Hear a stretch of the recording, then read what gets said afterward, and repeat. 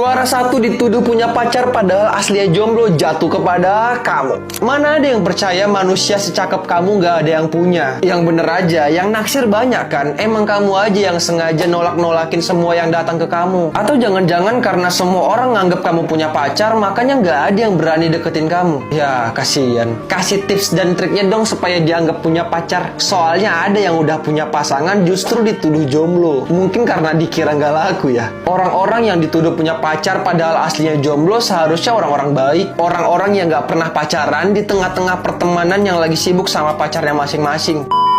Nanti kalau udah punya gak perlu dipublish karena orang-orang juga gak bakal kaget.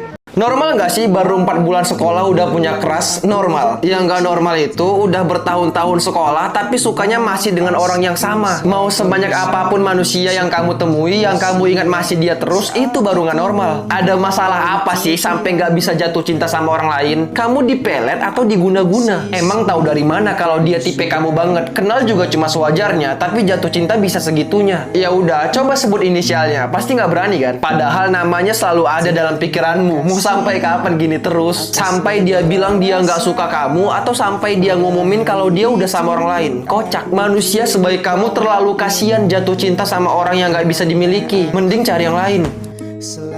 Rumah sakit adalah tempat yang menyeramkan, bukan karena cerita horornya, tapi karena banyak trauma yang berasal dari tempat itu. Tangisan, teriakan, kekecewaan sering terdengar di balik-balik pintu. Rasa takut dan perasaan sayang justru baru muncul di detik-detik kepergian. Tidak sedikit yang menyesal, tidak sedikit yang terlambat, dan tidak sedikit yang akhirnya minta maaf. Mungkin banyak di antara kita yang gak mau lagi datang ke tempat itu, karena terakhir kali ke sana kita kehilangan seseorang yang sangat kita sayang. Tempat itu menjadi saksi doa-doa tulus dipanjatkan karena kita percaya selalu ada harapan di situasi yang tidak memungkinkan. Walaupun akhirnya banyak harapan yang patah dan rumah sakit menjadi tempat perpisahan yang tidak diinginkan semua orang.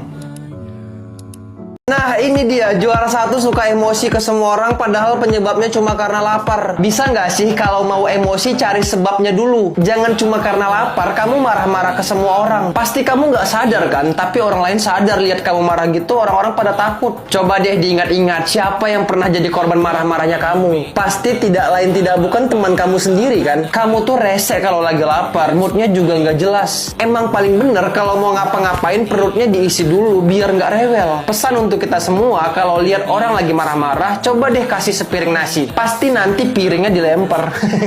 Nggak, maksudnya marahnya mereda. Yang juara satu emosinya dikontrol lagi ya. Jaga-jaga biar nggak nyakitin orang lain.